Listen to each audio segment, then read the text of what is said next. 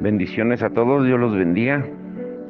Bueno, vamos a continuar con nuestros estudios tan interesantes acerca de la adoración. Y el viernes nos quedamos hablando de las ideas equivocadas que se tienen de la adoración.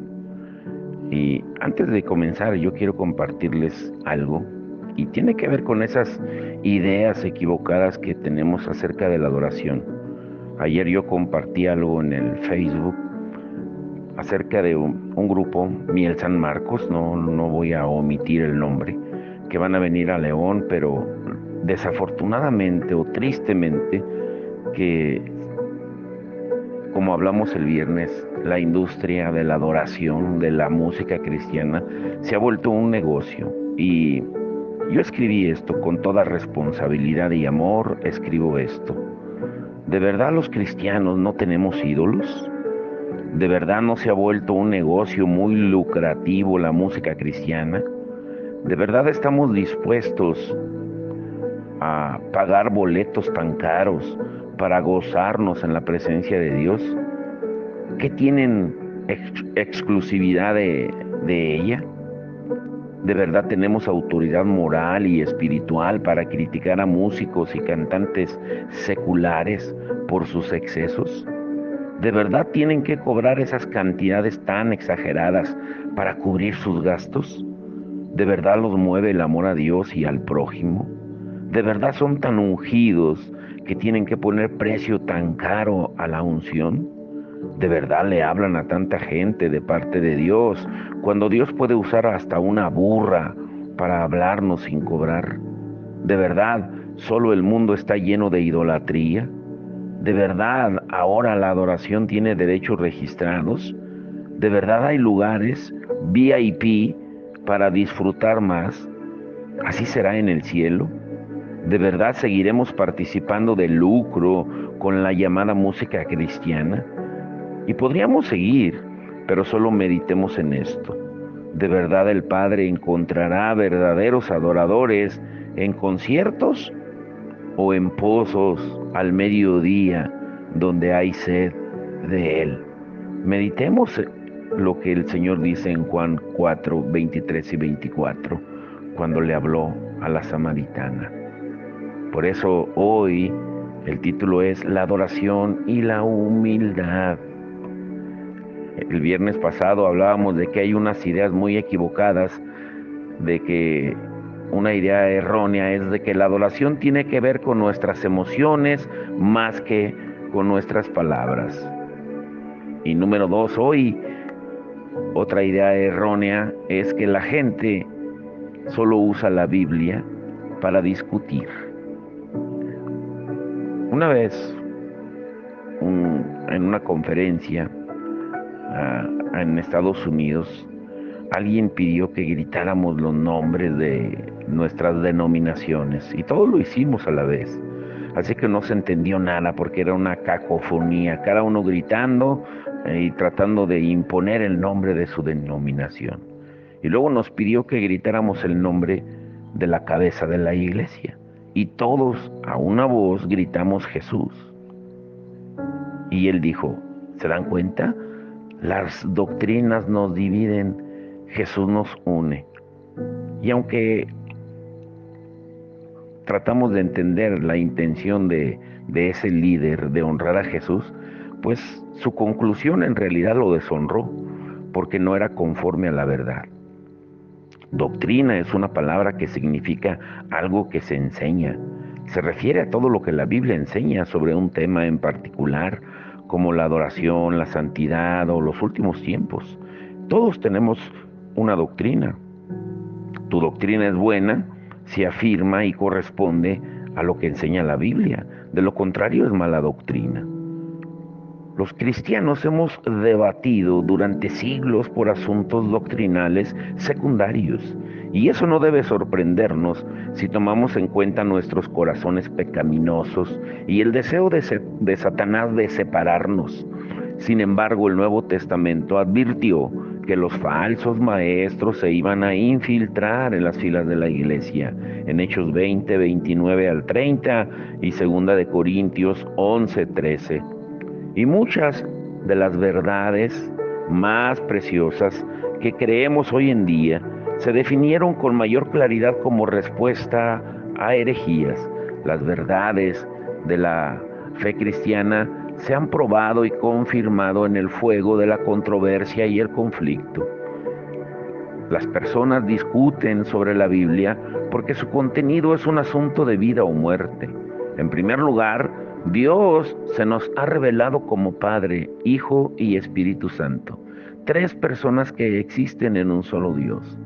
Se nos ha revelado de forma más plena en Jesús, la segunda persona de la Trinidad que existía desde antes de la fundación del mundo, con el Padre y con el Espíritu Santo.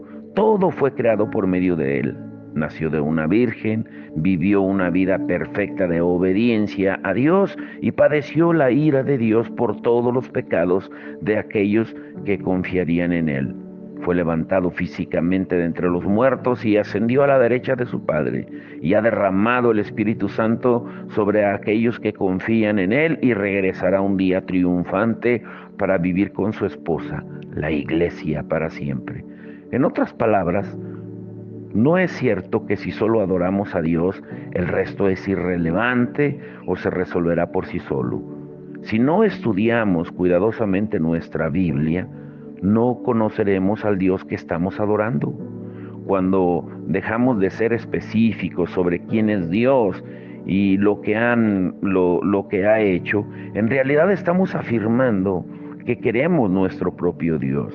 Sin embargo, la verdadera adoración no se basa en nuestras propias opiniones, ideas, experiencias, suposiciones o en algún denominador común, como nos lo recuerda la palabra. Además, la imprecisión en cuanto al objeto de nuestra alabanza inevitablemente conducirá a que el objeto sea nuestra propia alabanza. Por tanto, la alabanza se convierte en un fin en sí misma y quedamos atrapados en nuestra propia experiencia de adoración, no en el Dios cuyo carácter y acciones son el único objeto apropiado.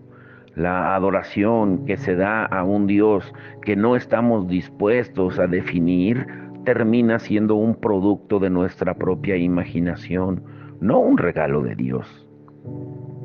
Tercera idea errónea es que la adoración tiene que ver más con el espíritu que con la palabra. En su carta a los Filipenses, Pablo escribió que los cristianos somos los que por medio del Espíritu de Dios adoramos, en Filipenses 3:3. Él afirmó lo que hemos estado tratando en el estudio desde el viernes y hoy, que hemos sido adoptados en la familia de Dios por medio de la obra del Espíritu de Dios, no por medio de nuestros esfuerzos o méritos. Sin embargo, por años yo lo reconozco, pensé, y no soy el único, que Pablo había expresado que la adoración en el Espíritu se refería al canto espontáneo, a la intensificación de las emociones y a la búsqueda de experiencias. Y quizá hayas pensado tú algo similar. Yo he estado en reuniones e incluso he dirigido algunas donde el objetivo de la noche era cantar y permitir que el Espíritu Santo se moviera en medio de su pueblo e hiciera lo que quisiera. Y a veces se les llamaba noches del Espíritu Santo. Y en esas ocasiones tendemos a minimizar la importancia de la escritura, la planificación y el orden. El que tenga oídos para oír, oiga. El Espíritu de Dios y su palabra no son contrarios. En primer lugar, fue el Espíritu quien nos dio la Escritura. Toda la Escritura es inspirada por Dios y útil para enseñar, para reprender, para corregir y para instruir en la justicia. Segunda de Timoteo 3:16. La palabra inspirada es una clara referencia a la obra del Espíritu en la autoría de las palabras de la Biblia por medio de instrumentos humanos. Esto implica que nuestra adoración debe ser elevada a la luz de lo que Dios ha revelado en la Biblia y someterse a esa revelación. El espíritu está conectado de una forma íntegra y estrecha con su palabra. Cada iglesia o individuo que se dice vivir bajo la dirección del espíritu debe alimentarse de la palabra. Si queremos experimentar más poder del espíritu en nuestras vidas, tenemos que llenarnos de las riquezas de su palabra. Y la cuarta idea errónea es que la Biblia es muy difícil de entender. A veces pensamos que deberíamos ser capaces de entender la Biblia como si fuera una receta para hacer un pastel o un libro de texto de primaria. Pero si pudiéramos entender a Dios de una forma fácil o plena, pues ya no sería digno de nuestra adoración, ya no sería Dios. Cuando la Escritura usa palabras como insondable, impenetrable e incomparable para describir a Dios, como en el Salmo 145:3, Romanos 11:33 y Efesios 1:19, deberíamos esperar que nuestras mentes sean llevadas hasta los límites en nuestro intento por conocerlo. Estudiar a Dios en su palabra puede parecer laborioso y difícil. Puede parecer mundano, excesivamente intelectual, mental. Algunos textos requieren de varias lecturas y de mayor reflexión. Pero, no obstante, el Espíritu Santo, quien primero inspiró las palabras de la Escritura, ahora ilumina nuestros corazones para que podamos recibirlas y entenderlas. Él está deseoso de abrir nuestros ojos para que veamos cosas maravillosas en su palabra. En el Salmo 119, verso 18 nos lo dice. Pero no tenemos que hacerlo solos. El Espíritu ha capacitado a personas en la iglesia para que ayuden al pueblo de Dios a entender mejor la Escritura. Y los pastores, pues somos los primeros en la lista, los maestros. Por eso el Señor le edificó ministerios, como dice Efesios 4:11 en adelante. Y también podemos aprovechar comentarios, Biblias de estudio y libros que explican mejor lo que dice un pasaje según su contexto literario e histórico y según su lugar en la historia de la redención. Hay libros que nos llevan a valorar más las Escrituras. Y los peores son los que ofrecen solo opiniones o siembran dudas al comentar sobre la sabiduría y la necesidad de leer otros libros o solamente opiniones humanas. Pero escuchen esto, el que no usa las reflexiones de otros cerebros prueba que carece de uno propio. Esto lo dijo alguien hace muchísimos años. Cuando nos tomamos el tiempo para leer y reflexionar sobre Dios como el objeto de nuestra adoración, invertimos energía con el fin de tener un verdadero conocimiento del ser más glorioso y precioso del universo. Ese conocimiento es un regalo de Dios que nos permite amarle con más pasión, obedecerle con más constancia, servirle con más gozo y confiar con Él con más seguridad. Es lo que nos permite ser contados entre los adoradores de Dios. Nuestra primera responsabilidad como adoradores es entender lo que Dios nos ha dado en Jesucristo y en el Espíritu Santo. Negarse a venir a Dios por gracia o tratar de conocerlo sin la Biblia nos aleja de Dios, no nos acerca. Es más, Dios nos da su Espíritu para que entendamos lo que por su gracia Él nos ha concedido, como lo dice en 1 Corintios 2:12. Por nosotros mismos nunca imaginaríamos cuán lleno de gracia y bondadoso es Dios. Si pensabas que la adoración estaba centrada en ti, pues estas son buenas noticias, son noticias increíbles. Dios ha removido todos los obstáculos que nos impedían tener una relación con Él. Si venimos por gracia, no hay nada que se interponga en el camino de nuestra adoración a Él, nada. Una de las referencias más específicas a la invitación que Dios nos hace se encuentra en Hebreos. Después de explicar cuán inadecuados eran los sacerdotes y los sacrificios del Antiguo Testamento para abrirnos el camino hacia Dios de manera plena y permanente, el libro de Hebreos dice en Hebreos 10, 19 al 22, así que hermanos, mediante la sangre de Jesús tenemos plena libertad para entrar en el lugar santísimo, por el camino nuevo y vivo que Él nos ha abierto a través de la cortina, es decir, a través de su cuerpo. Y tenemos además un gran sacerdote al frente de la familia de Dios. Acerquémonos pues a Dios con corazón sincero y con la plena seguridad que da la fe, interiormente purificados de una conciencia culpable y exteriormente lavados con agua pura. Hebreos 10, 19 al 22.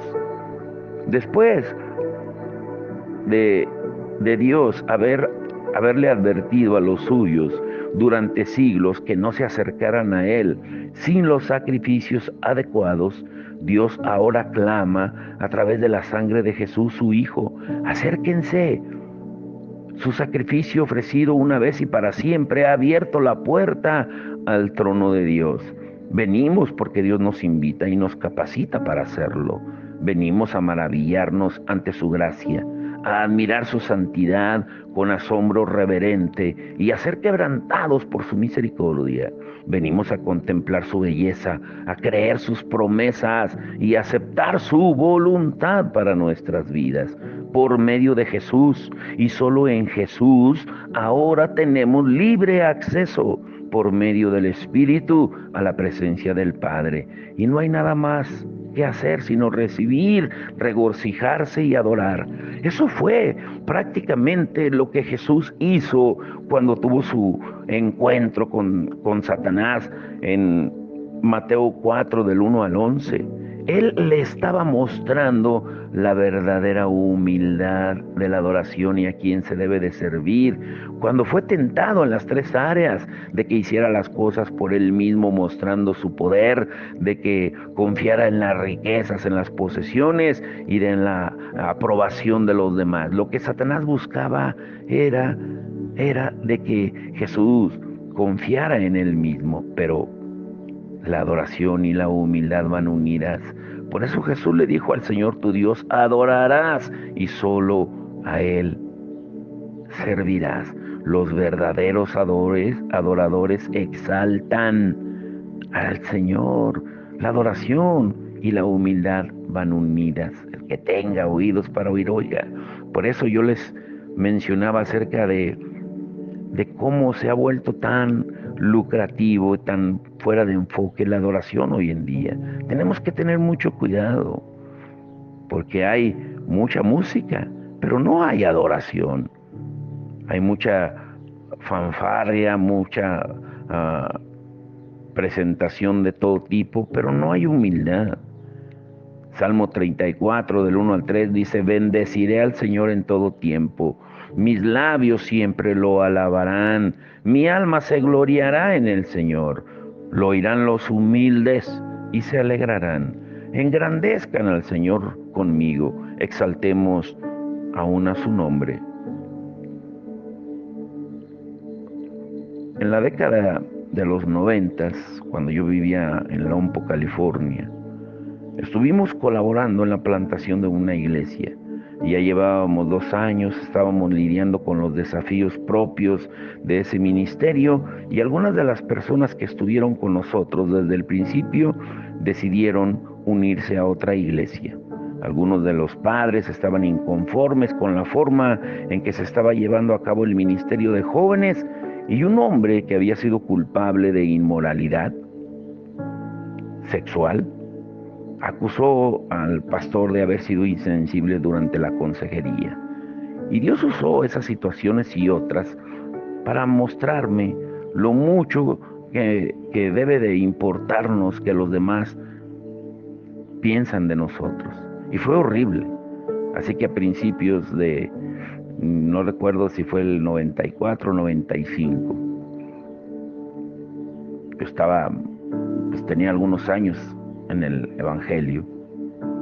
Yo escribí, recuerdo, una oración Desde entonces yo he escrito devocionales.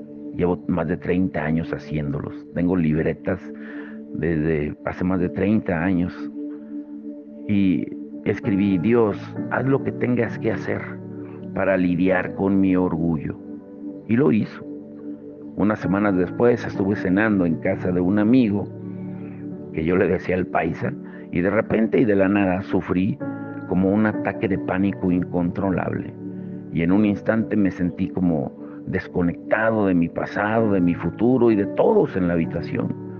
Y casi me tiro al suelo para ponerme en posición fetal, pero logré disculparme y salir, y después de encerrarme en el cuarto del baño empecé a orar. Estaba enojado. Dios, ¿qué estaba sucediendo? ¿Qué significaba eso? Y yo oraba con... Y es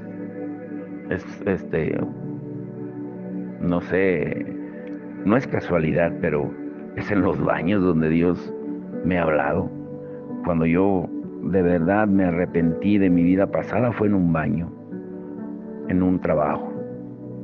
Pero ese día, esa noche, inicié un viaje de casi 3 años de lucha contra mí mismo, contra la ansiedad, el aislamiento, la tensión y una profunda desesperación que no se quitaba de mí. La evaluación física decía que estaba bien y que no estaba lidiando con ninguna crisis externa. Y eso se lo digo porque el pastor Oscar Salcido se llama, de Lompo. Él era médico de la prisión federal de Lompo. Y pues él me examinó. Y después de mucha oración, consejería, estudio de la Biblia y reflexión, descubrí la raíz de mi problema.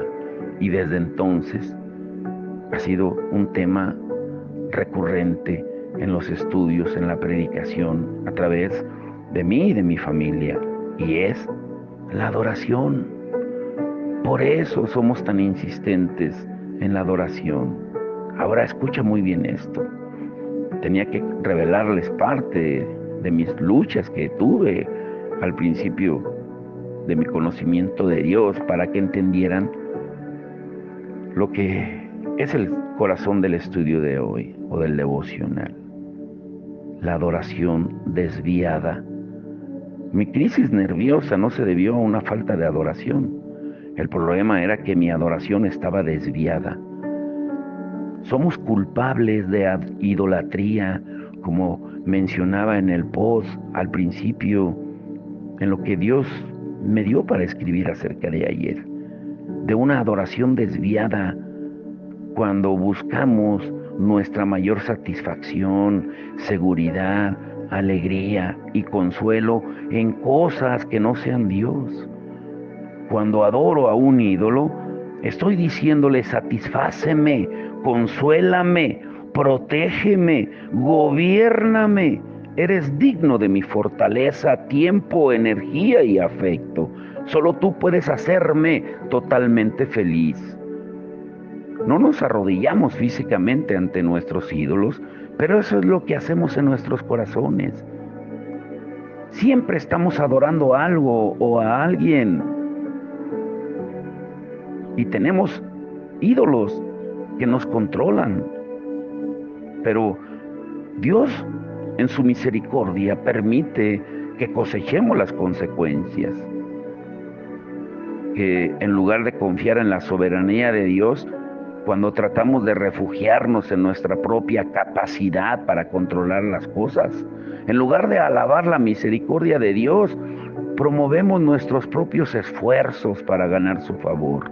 En lugar de exaltar a Dios, nos exaltamos a nosotros mismos. Y cuando no podemos obtener la gloria que deseamos, nuestro mundo se viene abajo. Pero Dios nos va a ayudar a ver que cuando buscamos nuestra propia gloria, elogios por nuestros propios logros y reconocimientos por nuestro progreso, no estamos exaltando a un Salvador, estamos buscando una audiencia. Pero gracias a Dios, Jesús también murió por ellos. Tenemos que redirigir nuestra adoración.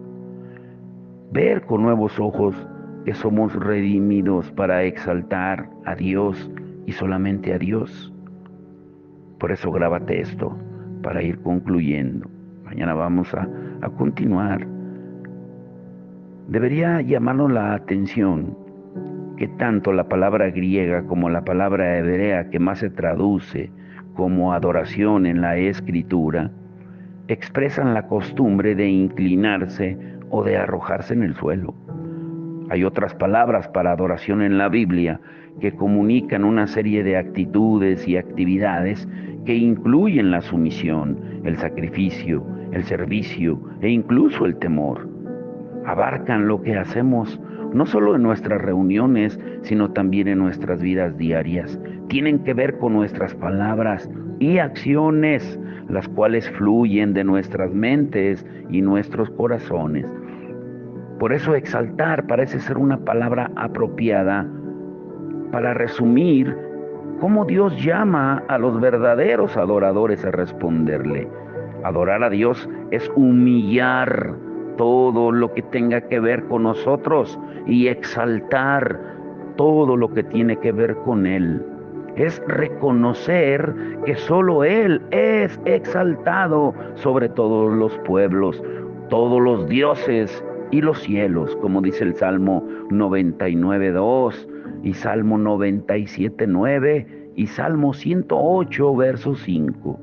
Es regocijarse en la realidad de que Él se exalta como soberano sobre todo, como dice Primera de Crónicas 29:11. En la Escritura, cada descripción de nuestra relación con Dios comunica la idea de una relación de uno que es inferior a uno que es superior. Somos criaturas del Creador, como dice Apocalipsis 4:11, siervos del amo, como dice Lucas 17:10, siervos inútiles, hijos del Padre, Primera de Juan 3:1, la novia del Cordero, Apocalipsis 19:7, la casa del constructor, Hebreos 3:6, las ramas de la vid, Juan 15:5. El hecho de que Dios nos llame amigos solo resalta su extraordinaria condescendencia y misericordia hacia nosotros, como Él lo dice en Juan 15:15 y Santiago 2:23. Aún siendo cristianos, hemos estado compitiendo con Dios por la adoración, pero Él es celoso de su gloria y nos ama lo suficiente como para transformarnos. En su misericordia, su Espíritu abre nuestros ojos para ver lo que no entendemos o lo que no habíamos entendido. Dios es Dios y tú y yo no lo somos. Dios siempre está recordando a los verdaderos adoradores que hay alguien infinitamente superior a nosotros mismos, a quien debemos exaltar. Ahora, escucha esto, muy bien esto. Para ti, ¿qué significa exaltar a Dios? Te lo diré de nuevo. Para ti, ¿qué significa exaltar a Dios? Hay un canto de adoración que fue muy popular en la década de los 70, ¿sí? Y que todavía se canta hoy. El coro dice: yo te exalto, yo te exalto, yo te exalto, oh Señor. Yo recuerdo haberlo cantado una y otra vez y haberme sentido conmovido por la devoción que expresaba.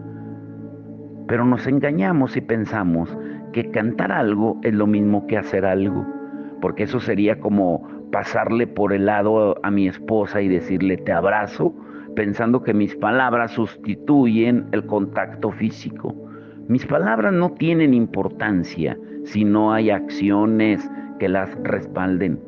Dios no solo quiere que le exaltemos con nuestros cantos, sino que también lo hagamos con nuestras vidas. En la carta de Pablo a los romanos, después de tomarse 11 capítulos para explicar el Evangelio y gloriarse en él, Pablo hace esta súplica en Romanos 12:1. Por tanto, hermanos, les ruego por las misericordias de Dios que presenten sus cuerpos como sacrificio vivo y santo, aceptable, agradable a Dios, que es el culto racional de ustedes. Pablo usa la palabra cuerpos de manera intencional. Como respuesta a la misericordia de Dios, debemos adorarle, no solo con nuestras palabras, sentimientos o actos momentáneos, sino además con nuestros cuerpos, nuestras vidas. La adoración que se ofrece a Dios no puede limitarse a lo que hacemos en un lugar el domingo por la mañana. Es más que levantar nuestras manos o tener una experiencia emocional. Nuestra adoración abarca las cosas ordinarias que pensamos, que decimos y que hacemos cada día, así como las más relevantes. Es una respuesta al perdón que hemos recibido mediante el Evangelio. Una que implica todo lo que somos y hacemos. Y para concluir por hoy lo que hemos visto, los verdaderos adoradores, capacitados y redimidos por Dios, responden con sus mentes, afectos y voluntades por el poder del Espíritu Santo a la revelación que Dios hace de sí mismo, en manera que exaltan su gloria en Cristo. Dios nos llama a alabar su grandeza y su bondad para con nosotros a través de Jesús en toda forma posible, interna y externamente. La adoración inicia en nuestros corazones, pero siempre se manifiesta en acciones visibles. Pero ¿cuáles son algunas de las maneras en que podemos exaltarle con nuestros corazones y acciones? Mañana lo veremos, mañana lo estudiaremos, pero hoy quédate con esto. Si no hay humildad en nuestra adoración, no es adoración a Dios, porque le estamos robando la gloria a Dios. Y hay dos cosas que Dios no comparte con nadie, grábatelo muy bien: su gloria y la venganza. Mía es la gloria y no la daré a nadie más, dice su palabra. Mía es la venganza, yo pagaré, dice el Señor. Jamás intentemos robarle la gloria a Dios. Por eso el título de hoy, la adoración y la humildad. Y por cierto, para concluir el tema, no estoy criticando al grupo Miel San Marcos. Lo que estoy criticando es los excesivos precios, la manera en que se maneja ahora todo el entorno. Porque para su conocimiento, el boleto más barato para ir a verlos es 700 pesos. Imagínense, ¿quién va a pagar 700 pesos si casi es con lo que una familia humilde en las zonas rurales sobrevive una semana? Es tiempo de cambiar nuestra mentalidad y adorar al verdadero Dios, no a personas, lugares, grupos, denominaciones, pastores, ministros, sino adorar al que merece adoración. A los demás debemos honrarlos, respetarlos, amarlos, pero el único que merece nuestra adoración es nuestro Salvador y Señor Jesucristo. Y decir, como el Señor le dijo claramente a Satanás, nada nos va a distraer de la adoración, porque al Señor nuestro Dios solo a Él adoraremos y solo a Él serviremos.